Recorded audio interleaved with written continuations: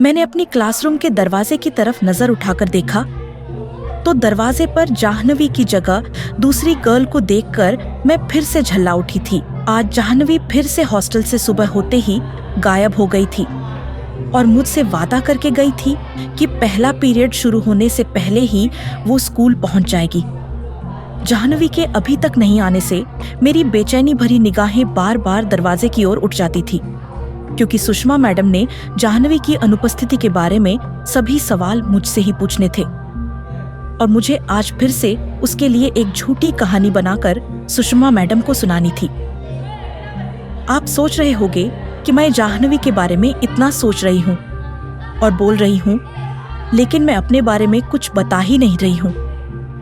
मेरा नाम बानी है और मैं देहरादून के मेरी कॉन्वेंट हायर सेकेंडरी स्कूल की 11वीं क्लास की छात्रा हूँ।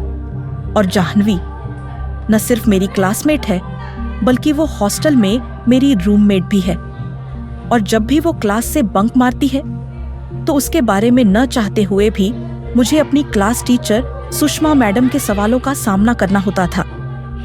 एक बार फिर से मैंने अपनी बेचैनी भरी नजर दरवाजे पर डाली थी तो इस बार मैंने चैन की सांस ली थी, क्योंकि जाह्नवी डार्लिंग के दर्शन इस बार मुझे दरवाजे से अंदर आते हुए हो गए थे। जाह्नवी के कदम सीधे मेरे पास ही आकर रुके थे और अब वो तेजी से मुझे धकेलकर डेस्क पर मेरे साथ बैठ चुकी थी। बानी मेरा बैग ले आई थी ना? जाह्नवी डेस्क के अंदर झांकते हुए बोली, इतनी देर कहाँ लगा दी तुमने? तुझे पता है ना तेरे गायब होने पर सुषमा मैडम के कैसे कैसे सवालों के मुझे झूठे सच्चे जवाब देने होते हैं। बानी गुस्से भरे स्वर में बोली, नाराज क्यों हो रही है यार? वो साला विक्रम तो मुझे आने ही नहीं दे रहा था, बड़ी मुश्किल से उससे बचकर आई हूं। जाह्नवी लापरवाही भरे स्वर में बोली, क्यों, क्या हुआ? बानी ने असमंजस भरे स्वर में पूछा, रहने दे यार इस बात को, तू नहीं समझेगी। इस बात को समझने के लिए पहले तुझे भी ये बॉयफ्रेंड नाम की बीमारी पालनी पड़ेगी। तू ये बता, सुषमा मैडम आज अभी तक क्लास में आई क्यों नहीं? जाह्नवी ने एक बार फिर से लापरवाही भरे स्वर में बोला। तभी उन दोनों की डेस्क के पास एक तीसरी आवाज गूंजी थी। यह आवाज रूपाली की थी। सुषमा मैडम तो अभी प्रिंसिपल के रूम में है, अपनी प्रमोशन के लिए प्रिंसिपल की बटरिंग कर रही होगी। रूपाली मानो किसी रहस्य को उजागर कर रही थी। रूपाली, तुम यार स्कूल के सारे स्टाफ की खबर रखती हो, तुम्हें तो किसी न्यूज चैनल में रिपोर्टर होना चाहिए था। बानी मुस्कुराते हुए बोली, चिंता मत करो बानी डार्लिंग, ये रिपोर्टर ही बनेगी।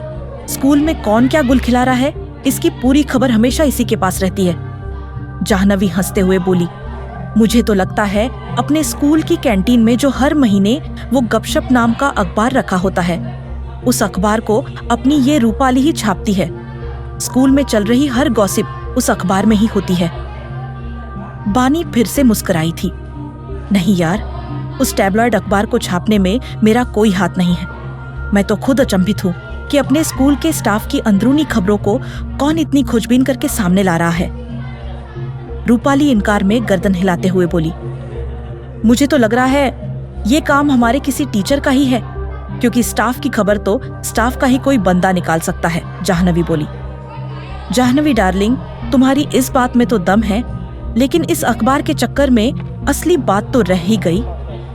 बानी ने एक बार फिर बातचीत की पटरी को बदला। कौन सी बात? जाह्नवी ने असमंजस से पूछा। वही बात कि विक्रम के साथ आज क्या गुल खिला कर आ रही है।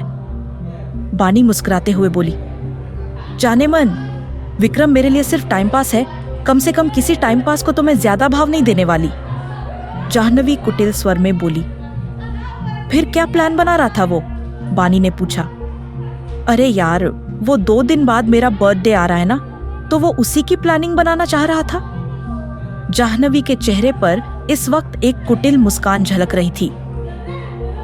अभी 2 महीने पहले ही तो तेरा बर्थडे गया है, बानी ने हैरत भरे स्वर में पूछा। देख मेरी जान, मैं साल में जितने बॉयफ्रेंड बदलती हूँ उतने ही मेरे बर्थडे मनाए जाते हैं। आखिर हर बॉयफ्रेंड की याद मुझे उसके दिए बर्थडे गिफ्ट से ही तो आती है। ये बोलकर जाह्नवी खिलखिला उठी थी। सुधर जा यार, ये बॉयफ्रेंड का खेल खेलना छोड़कर अपनी स्टडी पर ध्यान दे। बानी उसे समझाते हुए बोली, बानी सच कह रही है जाह्नवी, तू बहुत खतरनाक रास्ते पर जा रही है। तू खुद सोच, हम सब यहाँ अपने घरों से दूर एक अनजान शहर में हैं। रूपाली चिंतित स्वर में बोली। अनजान शहर में और अपने घरों से दूर है, तभी तो ये सब कर पाती हूँ। बस स्कूल लाइफ का 1 साल ही और बचा है यार, फिर कौन यहाँ लौट कर आने वाला है।